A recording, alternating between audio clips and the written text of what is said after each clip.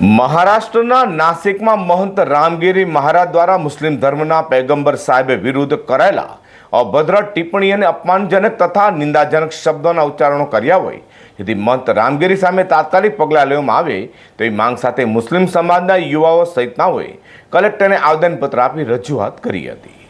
મહારાષ્ટ્રના નાસિક ખાતે ધર્મગુરુ બની ફરતા મહંત રામગીરી દ્વારા મુસ્લિમ ધર્મના મોહમ્મદ પૈગંબર સાહેબની વિરુદ્ધ અપશબ્દો કહ્યા હતા, જેને લઈને સમગ્ર દેશ અને દુનિયાભરમાં મુસ્લિમ સમાજના લોકોમાં મહંત રામગીરી સામે ભારે આક્રોશ જોવા મળી રહ્યો છે.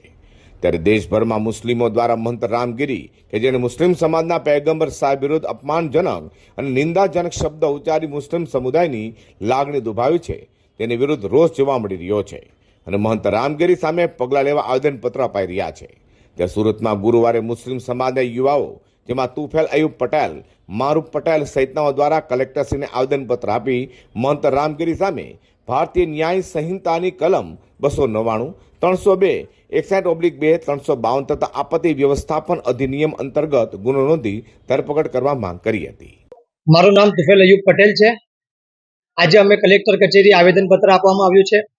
વિશ્વના મહાન પૈગંબર સાહેબ મોહમ્મદ મુસ્તફા સલ્લલ્લાહુ અલૈહિ વસલ્લમ અને અમારી મા સમાન આયશા રદિયલ્લાહુ તાલાનું વિશે જે મહારાજે ટિપ્પણી કરી છે, મહારાષ્ટ્રની અંદર જાહેરમાં રામગીરી નામના મહારાજે અમારા વિશ્વગુરુ અમારા પૈગંબર સાહેબ વિશે અભદ્ર ટિપ્પણી કરી છે, એના માટે અમારામાં રોષ છે, અમે ચિંતામાં છે. એટલે આજે કલેક્ટરશ્રીને આવેદનપત્ર આપીએ છીએ કે આવા મહારાજ વિરુદ્ધ કડકમાં કડક પગલાં લે એવી અમે પ્રશાસનને અપીલ કરીએ છીએ.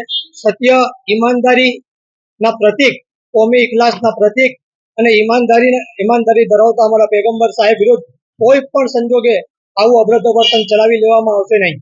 મહંત રામગીરી દ્વારા બે સમુદાયો વચ્ચે દુશ્મનાવટ ભર્યું વાતાવરણ ઊભું થાય તેઓ કૃત્ય તથા દેશની અખંડતાને તથા સદભાવનાને નુકસાન પહોંચાડવાના બદઇરાદે જાણી જોઈને આવા શબ્દોનું ઉચ્ચારણ કર્યો હોય, જેથી તેની સામે તાત્કાલિક પગલાંની માંગ કરાઈ હતી. Bureau report G10 news.